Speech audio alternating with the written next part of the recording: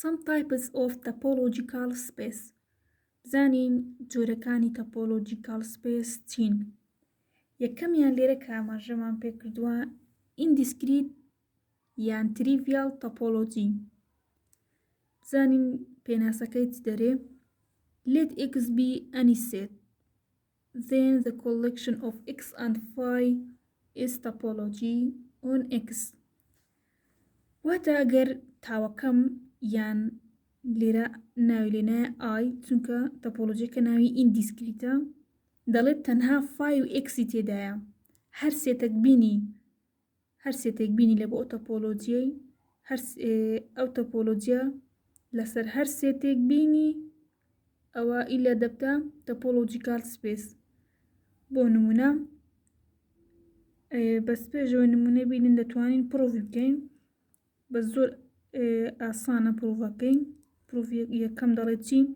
دەڵێت شەرتی یەکەم دەڵێت فای و ئێکس دانەبی لە تاوەکەم یان لە تەپۆلۆجیەکەم وا دیارە فای و ئێکس دانێ دەڵێن فای و ئێکس دانەن لە ئای.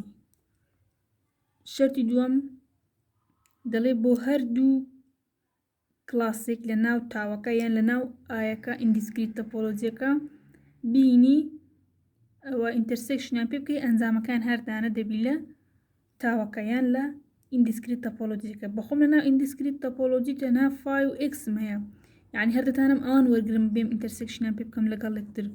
فای ئینتەرسێکشن ئێکس دەبتە فای دانەیە لە تاو بەڵێ کەواتە دەڵێم دانەیە لە ئای. ئەو شەرتی دووەمیشی جێبەجێ کرد. شەرتی سێم دەڵێت یونیۆنی چەند ئۆپنسێتێکی ناو تاوەکەی. یونیۆنی چییە؟ بەخۆی هەر فای و ئێکس تێدایە دەڵێم فای یونیۆن ئێکس دەبتە ئێکس ئێکسش دانەیە لە ئای. کەواتە ئەو شەرتەکانی جێبەجێ کرد کەواتە دەڵێم ئێکس و هەر سپێسێکبی هەر سێتێکبی ئێکس و ئای is topological space یعنی ژەتانی بنووسی indiscrete topological space. ئەوە بۆ شێوەیە سەبارەت بە indiscrete topology. جۆری دووەممان discrete topology. Discrete topology. Let x be any set and D is a collection of all subsets of x. Then x to D is a topological space. يعني دەتانی بۆ شێوەیە تعریف بکەین. جیەک کە ئەو جیە بەشێک بی لە x.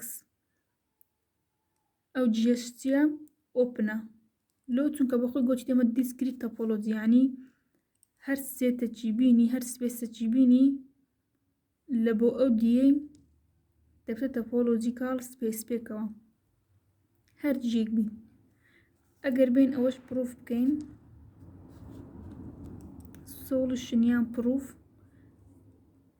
دین شەرتەکانی لەسەر دادەنین. یەکەم شت ئایا فای و ئێکس دانەنە لە دیسکریت تەپۆلۆجی دین تاقیدەکەینەوە نازانین. دەڵێن فای ئەگە دیار نەبی کە فای و ئێکس دانەیە لەوێ یان نا ئەوە یەکسەر دەی لەسەر شەرتەکەی تاوەکە دیان دیەکەی جێبەجێ دەکەی. شەرتەکەم ئەوەیە دەڵێ فای کە فای بەشێک بی لە ئێکس فای بەشێک بی لە ئێکس ئایا فای بەشەکە لە هەر سێتێک بەڵێ ئەوە یعنی زانیم کەواتە فای دانەیە لە دی. پێشتر لە پرسیارەکان دیکە تاو بوو بەڵام لێرە دی ناوی خۆی هەیە دیسکریت تەپۆلۆجی. بین بزانین ئایا ئێکسیش دانەیە لە دیەی دەڵێن ئێکس بەپێی شەرتی دیەکەی کە ئێکس بەشێک بی لە ئێکس. ئایا ئێکس بەشێکە لە ئێکس بەڵێ هەموو سێتێک بەشێکە لە خۆی لە ڤیدیۆکانی پێشتریش باسمان کردیە. دەڵێم کەواتە ئێکسیش دانەیە لە دی. ئەوە مەرجیەکەمی جێبەجێ کرد. ئەگەر بێن بزانین مەرجی دووەم دوو جی یان دوو ئۆپنس یان دوو سێت یان دوو کڵاسی وەرگرە دیەکەی ناوێدرین جی1 و جی2 دانەنە لە دی. ئایا ئینتەرسێکشنی ئەو دووەش دانەیە لە دی؟ با بزانین بەپێی شەرتەکان دەڵێت جی1 و جی2 بەشەکەن لە ئێکس. مادام هەردوو سێتێک بەشێک بن لە سپێسەکەی ئەوە ئینتەرسێکشنی وانیش هەر بەشێکە لەو سپێسە یان لەو سێتە. مادام ئینتەرسێکشنیان یاخود هەر شتێک بەشێک بوو لە ئێکس کە بەپێی تعریفی دیسکریت تۆپۆلۆجی لێرە نووسرایە ئەوە ئەو شتە چیە؟ دانەیە لە دی، دانەیە لە دیسکریت تۆپۆلۆجی دی. یعنی شەرتی دووەمیشی جێبەجێ کرد. بەنسبەت شەرتی سێیەم ئەگەر کۆمەڵێک جی وەرگرین، ئەگەر جی ئای دانەبی لە دی تو پروف یان then یونیۆنی ئەو جی ئای دانەیە لە دی یان نا ئای دانەیە لە ئای کەپیتەڵ. زۆر باشە، دەڵێم یونیۆنی جی ئای بەشێکە لە ئێکس، ئای دانەیە لە ئای کەپیتەڵ. باش ئەگەر کۆمەڵێک جیم هەبیتن دانەبی لە سپێسەچی یان لە سێتەچی ئەو جیانە هەمویان یونیۆن کەم لەگەڵ یەکتر هەر بەشێکنی لە ئێکس بڵێ. یعنی ئەو شەرتەشی جێبەجێ کرد کە بەپێی دیفینیشنی دیسکریت تۆپۆلۆجی لە پێشمان نووسرایە.